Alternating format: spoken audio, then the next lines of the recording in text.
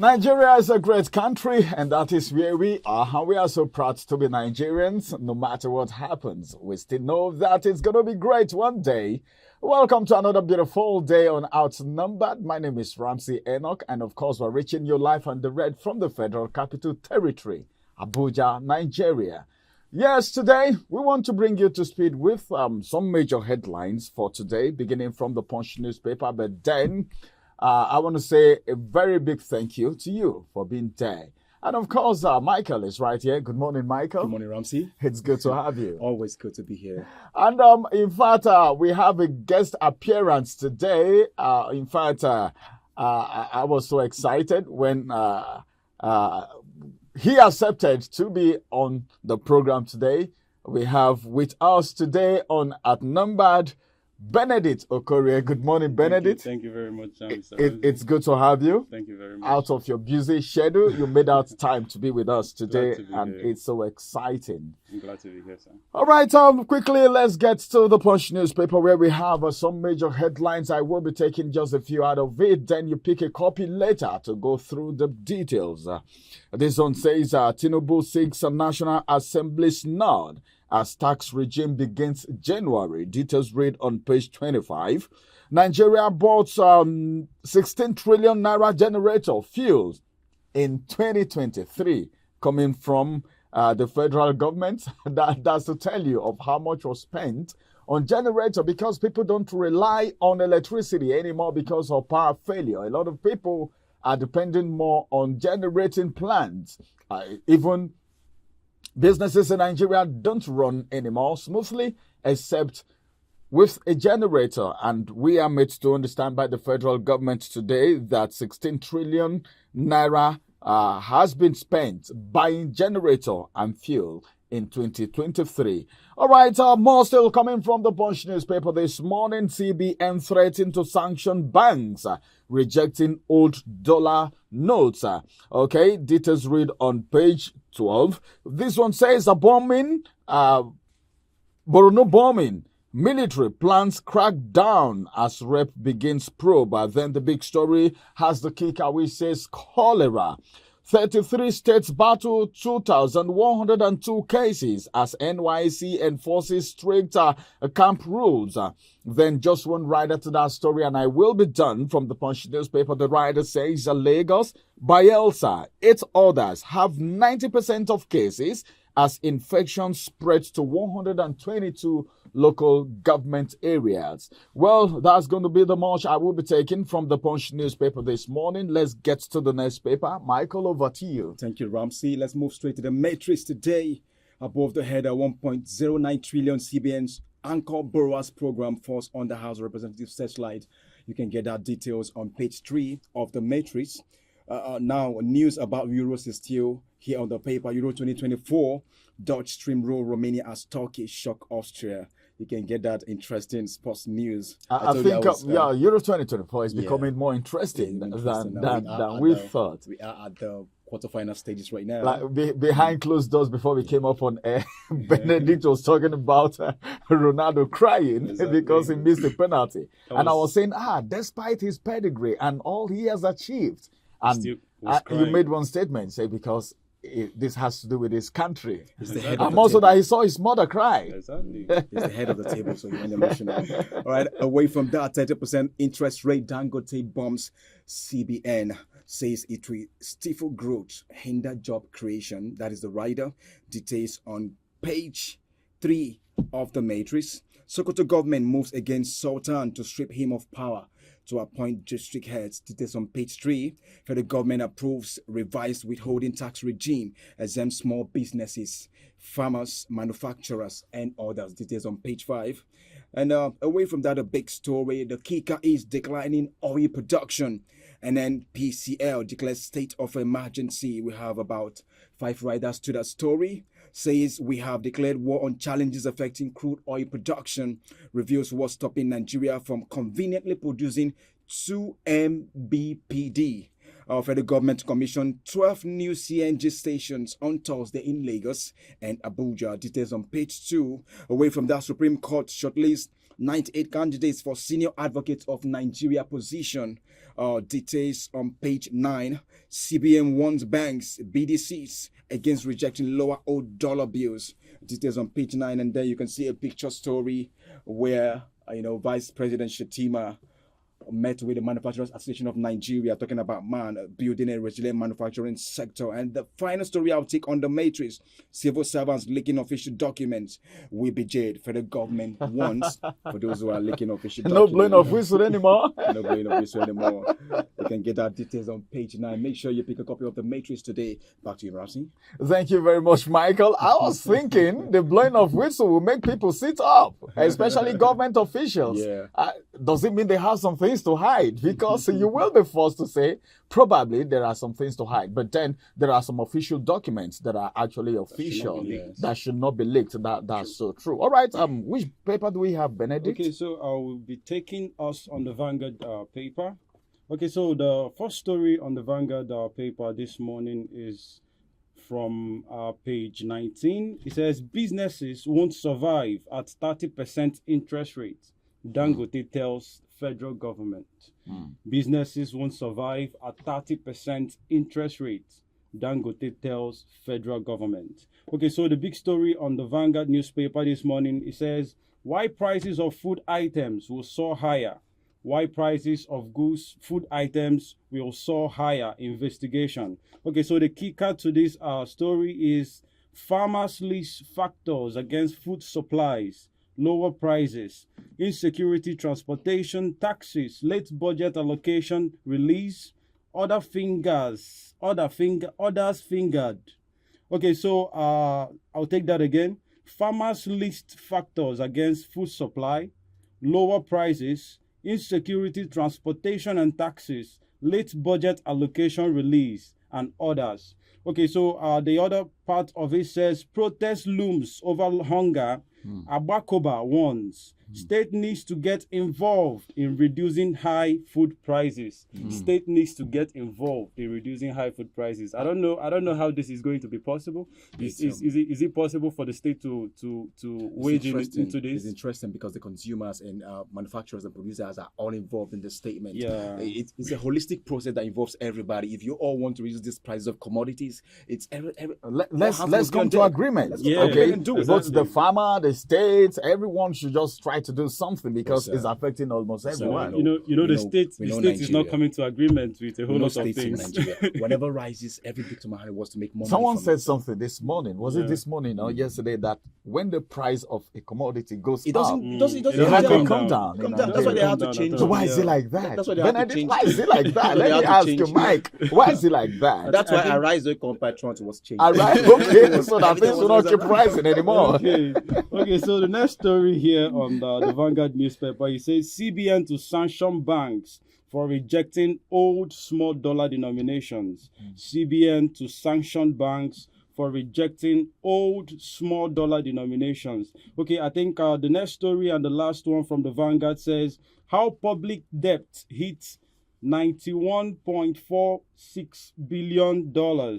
How public debt hit $91.46 billion despite generating over $1 trillion in 40 years. I'm going to take that again. He said how public debt hit $91.46 billion despite generating $1 trillion in 40 years. That's Abakoba talking. Okay, so that's the last story from the Vanguard this morning, Mr. Ramsey. Thank you very much. Well, when we're talking about the dollar thing, the bank reacting to that, I was like, yeah, I've suffered that. There was a time.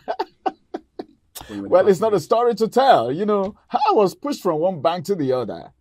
Okay, wow. I'll go here, they'll reject. I'll go to the other place, they'll reject. Wow. I'll go to the other place, they'll reject. And tell me, well, I don't want to go into that story because it's painful. All right, thank you very much, Benedict. Let's get to the last paper for the day, which is the Daily Times newspaper. I'm just going to be taking a few out of it.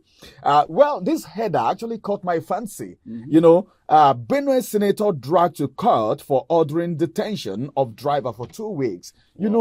Oftentimes, these people look at people who work for them as in being less. Some of them are being molested. Some of them are being maltreated. We don't know what happened. We don't know what happened.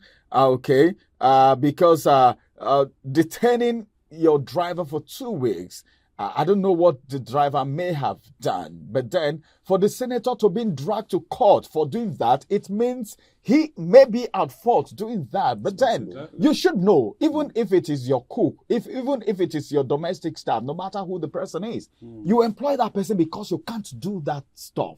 That's the reason you employ that person. So that's that person's office. You should give that person the treatment that he or she deserves. No, don't look at them as slaves. It's because you can't do those things. That's why you employ them. If you can drive yourself, go ahead and drive yourself. You don't need to employ any driver anymore if you can actually do that. So, well, that's on a light note, but then we don't know what really happened. If you want to know the details of why the senator has been dragged to court for detaining his driver for 2 weeks, just pick a copy of the Daily Times newspaper. Then this other headline says, perspective from Nigeria's war against LGBTQ plus individuals. Details read on page 21. Dangote at Man Summit as the kicker. No growth will happen with 30% interest rate. Details read on page 10, of the Daily Times newspaper. And this one says, Defense headquarters confirmed 20 killed, 52 injured in Gwazo multiple suicide bombing. And the big story said, the big story is actually big in almost all the papers this morning, talking about the food thing. The kicker says state of the nation. A food riot very imminent in Nigeria once Pakoba. Details read on page 2, and that's the big story. Well, we are returning back. We want to go on a quick break, then we will return. And when we return, it's going to be time for the big story. What do we want to talk about today? Look around your house, look around yourself. Which made in Nigeria product are you using at the moment? When we come, we will talk more. We'll talk more about that. Don't go nowhere. We will be back after this break. Follow us on our social media handles at Oweleketv. Visit our website at www.oweleket.tv for a thrilling journey. Oweleketv, rising star at the fairground.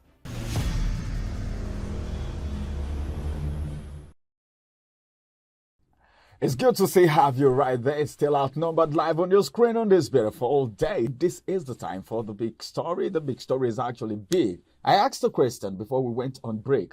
How many of you in your house right now, in your offices, can boast of using 2 or 3 made in Nigeria goods? Or maybe you promote made in Nigeria product or services. How many of you do that? Why am I saying this? The federal government have directed MDAs to patronize made in Nigeria goods.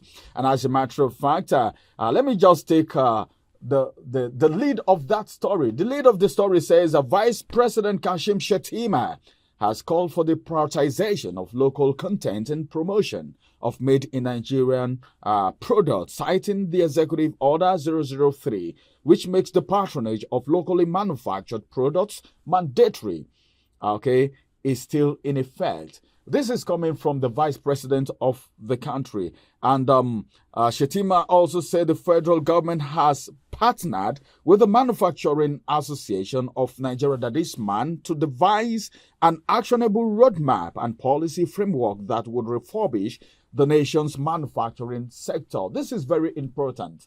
If there's anything the federal government would have done earlier to promote our economy and to boost the economy, is making people use made in Nigerian products and promoting our products and services. Exportation, that's what it means. If we're exporting our products, making it known to the outside world, it will promote our economy. But then the question stays, how many people in authority, beginning from the presidency to the National Assembly down to the governors, because it is supposed to be leadership by example, how many of them are actually patronizing made in Nigeria product? Let me begin from here, Michael.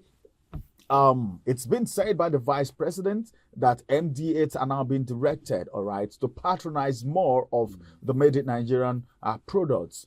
But then, there is this popular saying that charity begins at home, and of course, leadership by example. Do you think the leaders, okay, after saying this, will also go into patronizing it, or they don't need it? It is the citizens that are supposed to actually patronize this and give this statement a holistic view. Let's see. Available data shows that Nigeria is not producing enough food for its populace because of the increasing number of our populace. Nigerians averagely in Africa is rated high in terms of population growth, and then birth rates yearly. Nigerians give birth, they're very healthy. Shout out to our men that are very healthy.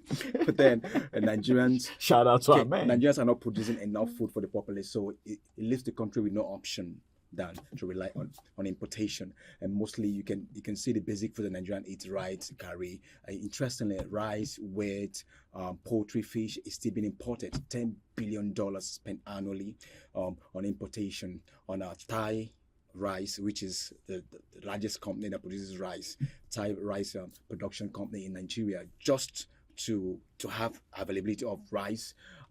Then I think the local manufacturers also have to stand up, because we talked about trying to encourage the locally made food, or indigenous patronization of food. But then when you buy a locally made rice, is it well destoned? Yeah, that's one thing. There's one rice they call "Oh my God." Okay, because by the time you bite the stone, say, "Oh my God," you know. So they named that rice "Oh my God." This rice is not the stone. Yeah. But now we have good Nigerian rice, rice made in Nigeria that is the stone stretched. Yeah. We have machines that do all of those things. Get the rice is stretched. By the time you cook it, just 2-3 cups, you'd see it swells, and you eat it, and it's just like foreign rice.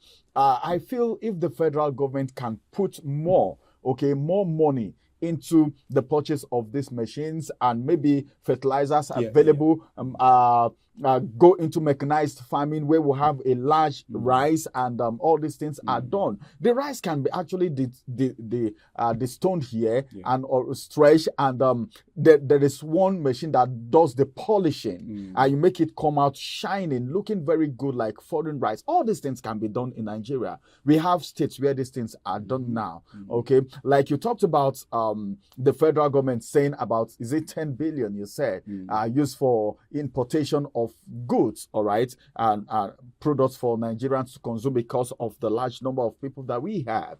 If this amount of money is being put into the resources that we have, you remember those days where we have cocoa, where we have cassava, where we have a lot of things being done in Nigeria. If this money is being put into Nigeria, don't you think we can actually come up with something better than what we have now, dancing to the tune of what the vice president is saying right now? I was trying to get there, because speaking with Manufacturers Association of Nigeria yesterday in Abuja, he stressed the importance of equipping the manufacturers so we can have enough food produced. But then Nigeria has already grown with this mindset of importing that the goods. Imagine toothpick is also being imported. Things like with all the trees we have, all the dogoyaro, all the trees that we have. Refined petroleum, the average is $20.5 billion importation yearly. We import cars, we import wheat, we import broadcasting equipment, things that are not, that you also look for in the hospital. Toxins, blood, cultures are imported. That is why sometimes you go to the hospitals, and then if you don't have money, they will tell you those things are not available, because we still import them. We've not gotten to that level where we have everything we need. But then shout out to the NASCO Foods, the Innocent manufacturer, manufacturing company in Navy. The NASCO Food is also producing. NASCO is Nigerian owned? Yeah, NASCO is Nigerian owned. Wow. Okay. This are information that you need there's also to know. A Risco. I think there's also a Risco food that produces Nigerian. It produces pasta, noodles, oil, and all that. Paste. Aside from Dangote that has been serving us. All right, hold your thought for a minute. Let me get to our our guest in the studio this morning. Benedict has been with us from when we started the newspaper review, and he's still here with us with the big story. He has something to catch up with, but we needed him on the big story this morning, and subsequently he has promised, okay, I'm telling you on set, he has promised to be with us as many times as possible when time permits. So let me get to you. While we're talking before we actually came back for the big story, I thought personally that it's only innocent motto that we have, and we're talking about if it will be possible for the federal government to make it compulsory, okay, for people in power, all right, to use locally made products. What do you think about that? And can that actually be possible looking at the taste of Nigeria? Remember the SUVs, okay, that was bought, all right, okay, the SUVs that was bought was not made in Nigerian product, the ones that was bought for the senators. So what do you think about all of this? Okay, I'll start from saying that, I think during the last administration, I think the Buhari administration, there was a campaign that was carried out. The campaign, it was very popular. The Change Begins With Me campaign. Okay, so I think the very first step the government needs to take right now is that very campaign. The change should begin from the government. Okay, so when we talk about locally produced goods, and we are not just talking about food, just like Michael said. Okay, we're not just talking about the aspect of food in particular. Okay, Nigeria imports a whole lot. We import a whole lot from outside the country. We import cosmetics. I think when we were looking at the statistics of the cosmetics that we import from the outside, it was a whole lot in billions. So a whole lot that we import from the outside. But then you asked the question about cars. So I'm going to say this. Innocent Motors is not just the only brand that produces car in Nigeria. We still have like 3 more brands that have produces cars, both coupling of cars and everything. We have nuts and the rest also. Now, I think it was an argument some time ago for the government to make it official for the government organizations to prioritize buying locally made cars. But then you see that the possibility is very, very slim. It's very, very slim if you look at it. Now, there was this contention that security-wise, people prefer the cars coming from the outside than the ones made locally. That's the quality? The quality, exactly. And then, you see, the argument was not just about the quality. The argument was also the price. Also, okay, so there's a whole lot that is actually what about the price that it's not expensive, it's or very it's more expensive. expensive? It's more Okay, expensive. the one made in Nigeria is more very expensive. But when you talk about importation, duty and all of that, don't you think the prices, the margin will not be so much? People go for what they trust more. People go for what they trust. Now, that's why I said the campaign Change Begins With Me. So this is what the government needs to do to start all these things from themselves. So if the government was like, okay, make a policy that even if we are not getting the whole cars for the government, okay, from the locally made, but at least half of it that we are purchasing should be from the local. So that it will encourage people to, okay, since the government is actually prioritizing this, we should also, buy into it and also buy cars that are locally made. Okay, so I think that campaign, actually, the Tinubu administration also needs to put it in place, because I think a whole lot is going on in the country. And just like we said, Nigeria is not actually producing a lot right now. We import a whole lot of things, and making policies that will actually bring all these things to existence is what we need right now. And just like the Vice President said in the meetings they had, is actually a very good call. I must commend that, because it's not some people will just be like, okay, let's just leave it the way it is. But for them to actually recognize that there is need for this thing at this point, it means that we are believing and something will happen definitely. That's fine. Trust, because when you look at an average man that has television, fridge, iron, are they made in China or made in Nigeria? If you go to the market and see made in Abasho, will you buy it, or the one that has made in Italy? There is this. I don't know who conscientized Nigerians. Yeah, that's what you talked about that trust. There is this belief that whatever comes from abroad, it is foreign. Yeah. It makes the ego bigger. Exactly. It makes the class differentiate you from other classes. And there is this. I don't know who told people about that. Maybe I think what the locally produced materials. I think the producers, the manufacturers of association, the Manufacturers Association of Nigeria, what they should do now is make sure these things are of a good quality so that they can compete with the foreign products. Well, thank you very much, Benedict, once again for joining us today. And thank you, Michael, for always being here. My name is Ramsey Enoch. We'll see you again, same time, same station tomorrow. This is going to be the size of the big story on Outnumbered today.